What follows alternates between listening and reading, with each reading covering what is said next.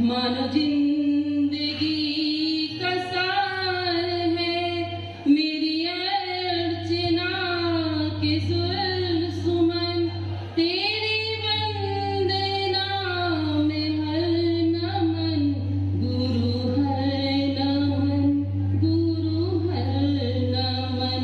बोलो परम पूज्य चक्रवर्ती आदि सागर जी महाराज की। कितने प्रवचन सुनते, कितने दिन हो गए आप लोगों को जयकारा लगाते? अभी तक नहीं सीखे क्या? कैसे लगाना जयकारा? दोनों हाथों को ऊपर उठा। बोलो परम पूज्य चक्रवर्ती महावीर कीर्ति जी महाराज की। परम पूज्य तुलसी विमल सागर जी महाराज की। तपस्वी सम्राट सन्मति सागर जी महाराज की। संयम सौरभ साधना जिनको करे प्रणाम, त्याग तपस्या तीर्थ का सुंदर सागर नाम, सुंदर सागर नाम। बोलो परम पूज्य आचार्य श्री सुंदर सागर जी महाराज की। मैं परम पूज्य प्रथम गणेश में विजयमती माता जी की, जैन धर्म की।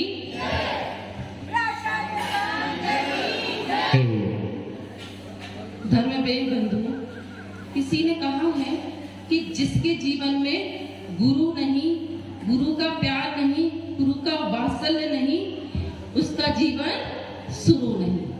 जैसे मिश्री में मिठास का जो महत्व होता है, फूल में सुभाष का जो महत्व होता है, दीपक में प्रकाश का जो महत्व होता है, और धर्म में वीतरागता और अहिंसा का जो महत्व होता है, वही हमारे जीवन में गुरु का महत्व होता है। लेकिन जिस प्रकार जिस मिश्री में मिठास नहीं होती, उसका कोई महत्व नहीं होता। जिस दीपक में कोई प्रकाश नहीं होता, उस दीपक का कोई महत्व नहीं होता। और जिस धर्म में अहिंसा वीतरागता नहीं है, उस धर्म का भी कोई महत्व नहीं है।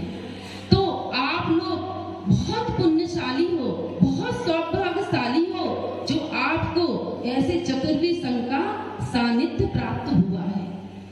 हम लोग आए थे कुछ ही दिनों के लिए, लेकिन आप लोगों की भक्ति समर्पण देखकर आचार्य श्री ने इतना बड़ा निर्णय लिया कि अष्टानिका पर्व और गुरु पूर्णिमा यही है। तो अब आप लोगों की परीक्षा का समय आ गया है कि आप लोगों में कितना समर्पण है, कितनी भक्ति है। ये आपको इन 20-22 दिनों में दिखानी है। आप लोगों को वो आनंद ले लेना है जो चातुर्मास में लोग लेते हैं। तो वो जब ले पाएंगे जब तन समर्पित, मन समर्पित, और जो मिला वो धन समर्पित। हे गुरुवर, आखिरी श्वास में से भी हमारी श्वास भी आपके चरणों में समर्पित हो जाएगी। लेकिन हमारे अंदर यह समर्पण जागृत होना चाहिए। कहते कि सत्संग और साधु समागम बहुत मुश्किल से मिलता है। साधु के पास हम जब जाते हैं तो वो हमें क्या परसते हैं? ज्ञान अमृत भोजनम परसते हैं। जो इस भोजन को श्रद्धा भक्ति से ग्रहण करता है, उसी को आनंद आता है। और इस शरीर की व्यवस्था, इस शरीर को क्या चाहिए, यह व्यवस्था तो हमारी माता बहनें बेटी भी कर सकती हैं। लेकिन आत्मा की क्या खुराक है, आत्मा को क्या पसंद है, आत्मा को क्या देना है, यह सिर्फ हमें गुरु ही बताते हैं कि आत्मा का भोजन क्या है। पशु पक्षी एक इंद्रिय जीव तो इस आत्म तत्व से अभिन्न है, लेकिन एक मनुष्य ही इस जीवात्मा में ही शक्ति है तो वह अपनी आत्मा को पहचान सकता है। लेकिन कब पहचानेगा? हम अपने 24 घंटे में भी 5 मिनट भी अपनी आत्मा के लिए निकालते हैं क्या? नहीं निकालते। कभी हमने 5 मिनट ध्यान लगाकर सोचा है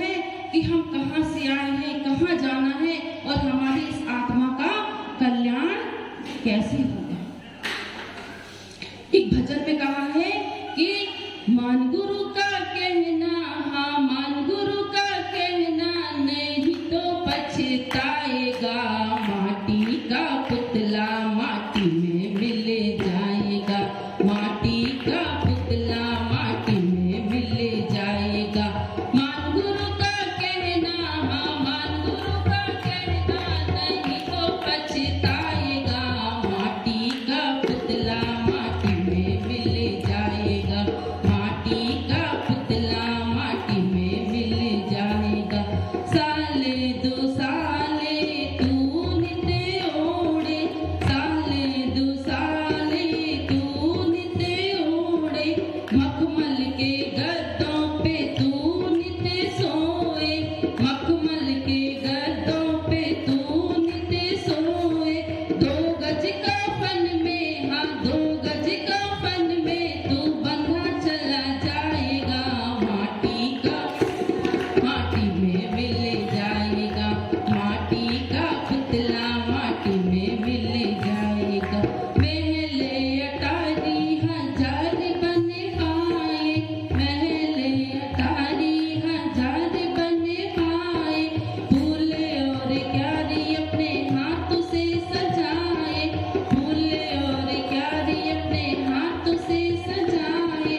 पिंजड़े का पंछी, हाँ पिंजड़े का पंछी हवा में उड़ जाएगा, माटी का पुतला माटी में मिल जाएगा, माटी का पुतला माटी में मिल जाएगा।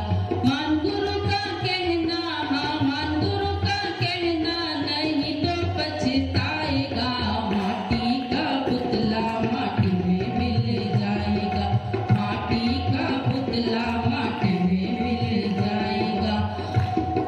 वो क्या कह रहे हैं कि काया और माया पे क्यों इतराए, काया और माया पे क्यों इतराए, आखिर में तेरे ये संग ना जाए, आखिर में तेरे ये संग ना जाए। जो धर्म करेगा तो तू सुख पाएगा, जो धर्म करेगा तो तू सुख पाएगा, माटी का पुतला माटी में मिल जाएगा, माटी का पुतला माटी में मिल जाएगा। मान गुरु का कहना, हाँ मान गुरु का कहना, नहीं तो पछताएगा, माटी का पुतला माटी में मिल जाएगा, माटी का पुतला माटी में मिल जाएगा।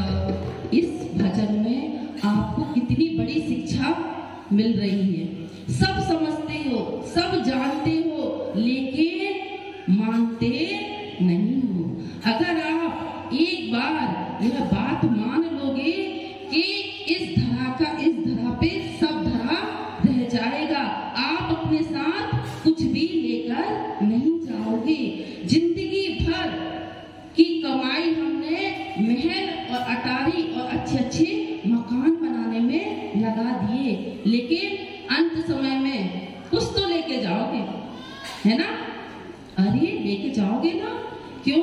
जो हमने पूर्व भाव में पुण्य किया है, धर्म किया है, तो इस जन्म में हमको जैन कुल मिला, जैन धर्म मिला, मनुष्य पर्याय मिली, और इतना अच्छा आपको तो इतने पास गांव में मंदिर मिला, इतने अच्छे भगवान मिले, जिन भक्ति करने का समय मिला, और गुरु आपको उपदेश दे रहे हैं। तो अपने आप को बहुत पुण्यशाली समझो कि हमने पूर्व भाव में पुण्य लेके आए हैं, जो यह सब कुछ हमको मिला है। लेकिन अब हमको क्या करना है? पुण्य से पुण्य को कमाना है। लेकिन हम क्या कर रहे हैं? पूर्व भाव में जो हमने कमाया, इस भाव में हम भोग रहे हैं, लेकिन इस भाव में हम क्या कर रहे हैं? कुछ भी नहीं कर रहे हैं। क्या सिर्फ हमने सुबह मंदिर आए, दर्शन किया, चावल चढ़ाए, या आप लोगों ने अभिषेक किया, एक पूजा की और हो गया धर्म? क्या इतना ही है धर्म? नहीं, हम अपने 24 घंटे जीवन को धर्म में बना सकते हैं। खाली क्रियाकांड को ही धर्म नहीं कहा। हमारे अंदर जीव दया होनी चाहिए।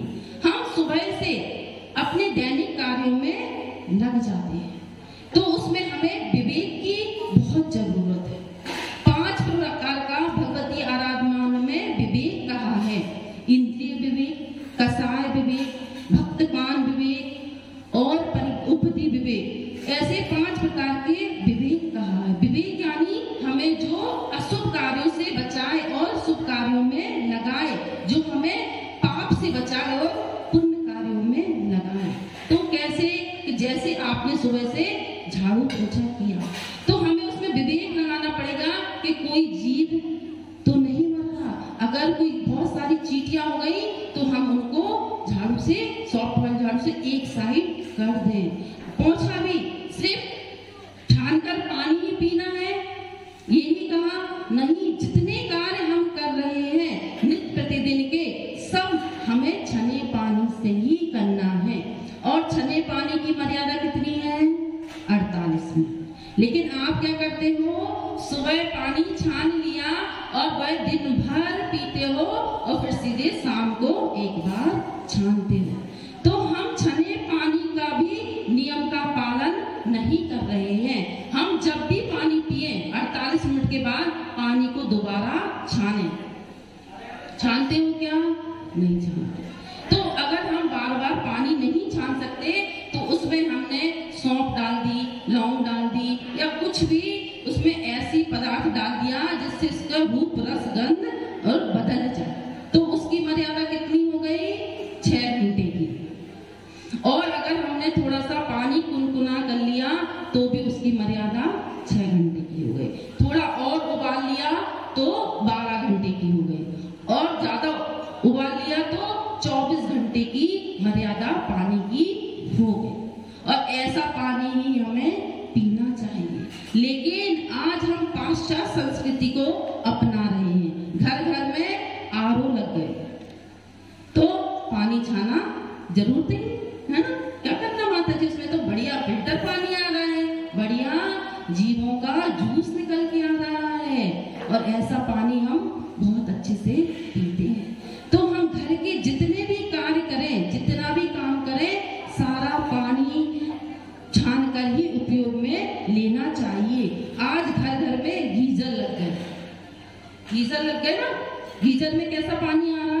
टंकी से डायरेक्ट पानी आ रहा और फिर वो गर्म हो जाता है और हमारी बाल्टी में आ जाता है और हम उसको उपयोग में कर लेते हैं। तो हमारी जीव रक्षा नहीं हुई। हमको ये विवेक रखना है कि हमें जीवों की रक्षा कैसे करनी है। हर काम को हमको उपयोग पानी से, आज से सभी लोग पानी को ऐसे ही छानकर पिएंगे और उपयोग में लाएंगे। एक दृष्टांत सुना दे, एक कहानी सुना दे छोटी सी। एक सेठ जी थे, उनके 4 लड़के थे। वो चारों लड़के, एक जुआ खेलता था, एक शराब पीता था, एक चोरी करता था और एक वेश्यागमन करता था।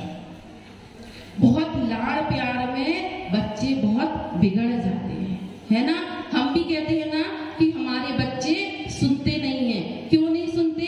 कि आपने उनमें जब संस्कार अच्छे डालने के दिन थे तब तो उनमें संस्कार डाले नहीं। अब जब वो बड़े हो गए तब आपकी नहीं सुनते तो फिर कहते माता जी, महाराज जी, बच्चे हमारी सुनते ही नहीं। जब सुनाना का टाइम था तो आपके पास टाइम नहीं था और अब वो नहीं सुन सकते, पक्के घड़े हो गए। जब वो कच्चे घड़े रहते 8 वर्ष के पहले तक बच्चों को हम जैसा चाहे वैसा बना सकते हैं, वो कच्चे घड़े रहते। लेकिन जब वो घड़ा पक जाता है, बड़े हो जाते हैं तो फिर वो नहीं सुनते। तो ऐसे ही वह सेठ जी के 4 बच्चे बहुत बिगड़ चुके थे। अब सेठ जी को बहुत चिंता हो गई कि मैं क्या करूं। तो उन्होंने एक उपाय सोचा और उनकी अचानक तबीयत भी खराब हो गई। तो सेठ जी ने अपने 4 बच्चों को बुलाया और कहा, बेटा, मेरा अब अंत समय आ गया है और मैं एक छोटा नियम देता हूँ, तुम सब लोग उसको पालन करो। तो बच्चे बोले, ठीक है पिताजी, क्या करना है?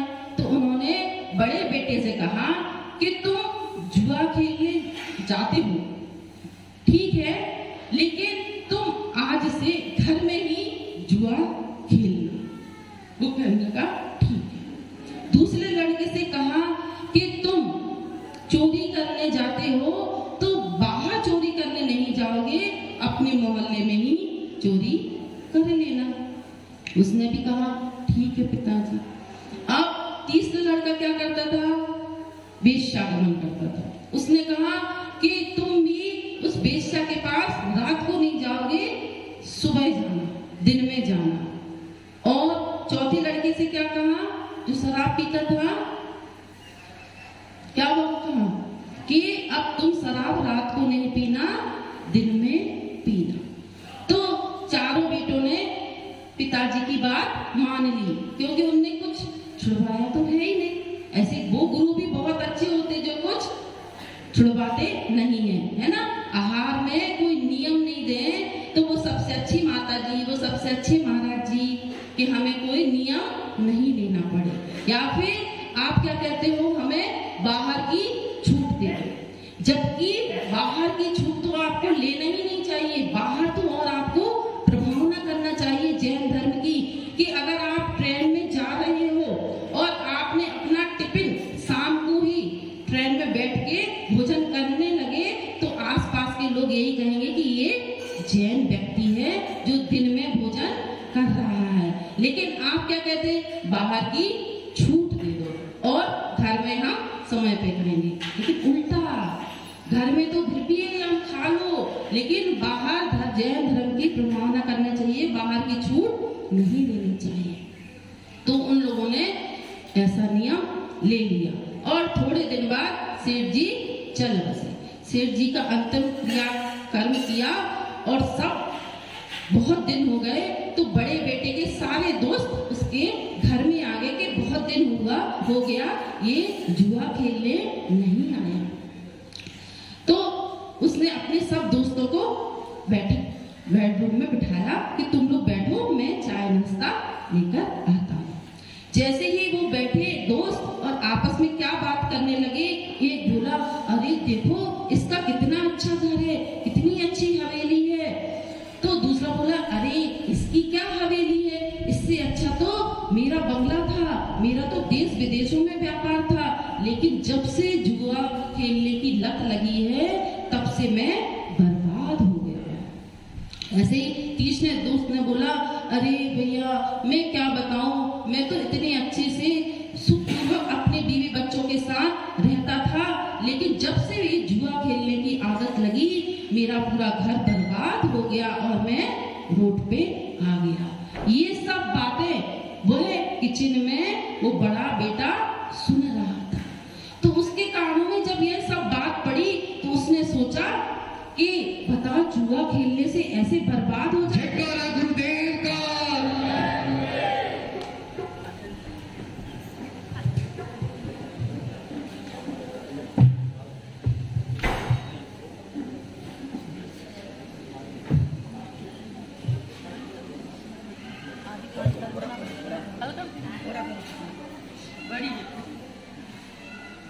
तो उसने जुआ खेलने का त्याग कर दिया और दोस्तों को चाय नाश्ता करा के रवाना कर दिया। और उसने मन में यह नियम ले लिया कि आज से मैं जुआ नहीं खेलूंगा।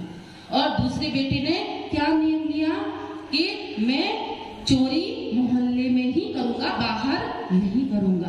तो जब वो चोरी करके रात को आया और घर में सोया तो बहुत तेज गाली देने की आवाज आने लगी, रोने धोने की आवाज आने लगी।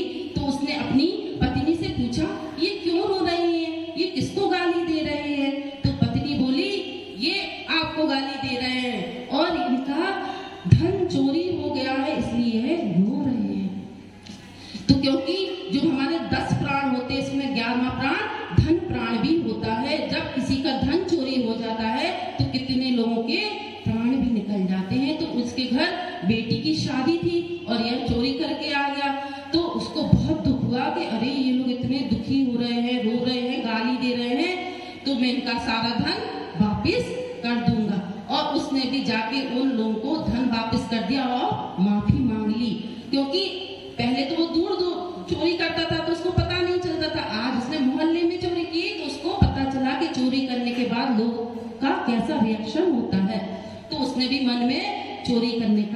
त्याग कर दिया। और तीसरे बेटे ने क्या नियम लिया था कि मैं वेश्या के घर शाम को नहीं, रात को नहीं, सुबह सुबह जाऊंगा। और जैसे ही वह सुबह सुबह, बहुत दिन हो गए, चलो आज उसके पास चले, और वह उसके घर गया, और जैसे ही उसने दरवाजा खटखटाया तो उसने दरवाजा खोला तो उसके बाल बिखरे हुए थे, मुंह पे कुछ लगा हुआ था। तो उसने कहा कि वो कहाँ है? अरे कौन? वो मैं ही तो हूँ। नहीं, वो तो बहुत सुंदर है, बहुत अच्छी लगती है। कहले नहीं नहीं, वो मैं ही हूँ। अच्छा तुम बैठो, मैं तैयार होके आती हूँ।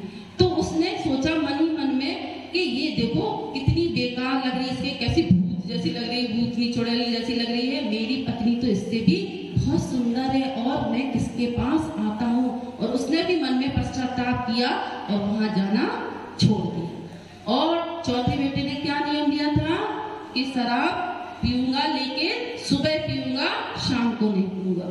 अब वो जैसे ही शराब पीने के लिए शराब की दुकान की ओर बढ़ा तो क्या देखता है कि कोई व्यक्ति नाली में पड़ा है, कोई रोड पे पड़ा है, किसी के मुंह में कुत्ते बाथरूम कर रहे हैं। तो उसको इतनी घिन आई कि बताओ, शराब पीने के बाद ऐसी दुर्दशा होती है। और पहले तो वो क्या करता था कि रात को पी के आया और घर में आराम से सो गया, उसके बाद क्या होता है उसको पता नहीं था। लेकिन जब उसने शराब पीने वालों की ऐसी दुर्दशा देखी तो उसने भी जीवन पर्यंत के लिए शराब का त्याग कर दिया।